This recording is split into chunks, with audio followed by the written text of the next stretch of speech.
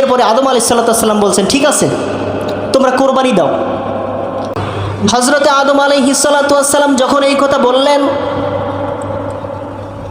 হাবিল এবং কাবিল দুইজনে উপস্থিত হলেন একটা উপত্যকায়, একটা মাঠের মধ্যে উপস্থিত হলেন। মাঠের মধ্যে উপস্থিত হওয়ার পরে হাবিল তিনি পশু পালন করতেন, ভেড়া পালন করতেন, দুম্বা পালন করতেন। তার পক্ষ থেকে তিনি একটি দুম্বা সেই মাঠের মধ্যে নিয়ে গেলেন। আর কাবিল তিনি কৃষি কাজ করতেন, বিভিন্ন ফল ফলাদি তিনি সেখানে উৎপাদন করতেন। কাবিল তিনি ফল ফলাদি নিয়ে, শস্য ভাণ্ডার নিয়ে তিনি সেই উপত্যকায় চলে গেলেন।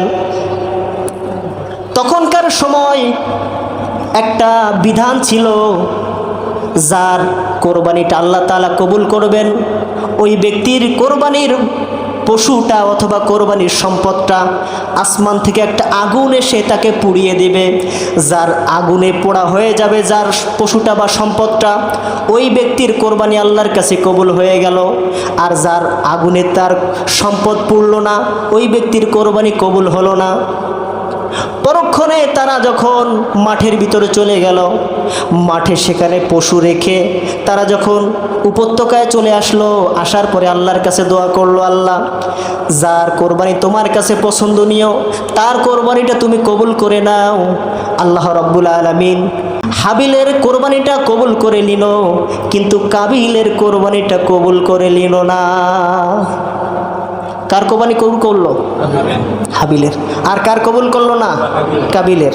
তাহলে হাবিলের কোরবানি কবুল করা মানেই হাবিল কাকে পাবে? আকলিমাকে পাবে, আল্লাহর প্রথম যে বিধান সেই অনুযায়ী, ঠিক কি না? আর কাবিল কাকে পাবে? ইয়ালুনাকে। কাকে? ইয়ালুনা।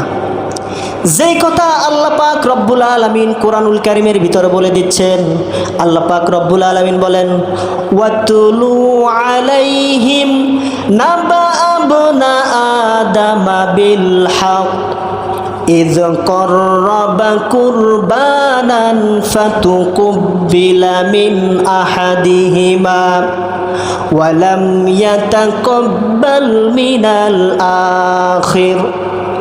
আল্লাহ পাক রব্বুল আলামিন বলে দিচ্ছেন, অতলু আলাইহিম নাবা আবনা আদম বিল হক।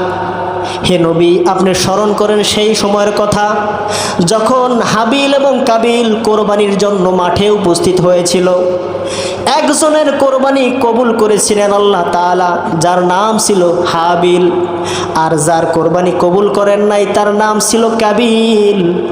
যখন হাবিলের কোরবানি কবুল করলেন আল্লাহ রাব্বুল আলামিন, তখন কাবিল রাগ হয়ে গেল। রাগ হয়ে সঙ্গে সঙ্গে বলল, অবশ্যই আমি তোমাকে হত্যা করব, কারণ তুমি আমাকে আজকে লজ্জিত করেছো। আমার কোরবানি কবুল হয় নাই, তার মানে আমাকে তুমি লজ্জিত করেছো, সুতরাং অবশ্যই আমি তোমাকে হত্যা করব। যে কথা আল্লাহ রাব্বুল আলামিন বলে দিচ্ছেন, ক্বালা আকতুলান্নাক, অবশ্যই আমি তোমাকে হত্যা করব। এরপরে হাবিল বলল, ক্বালা ইন্নামা ইয়াতাকাব্বালুল্লাহু মিনাল মুত্তাকিন, আল্লাহ রাব্বুল আলামিন কেবলমাত্র শুধুমাত্র মুত্তাকিনের পক্ষ থেকে কোরবানি কবুল করে থাকেন, কোনো জালেমের পক্ষ থেকে কোরবানি আল্লাহ তাআলা কবুল করেন না। সুবহানাল্লাহ।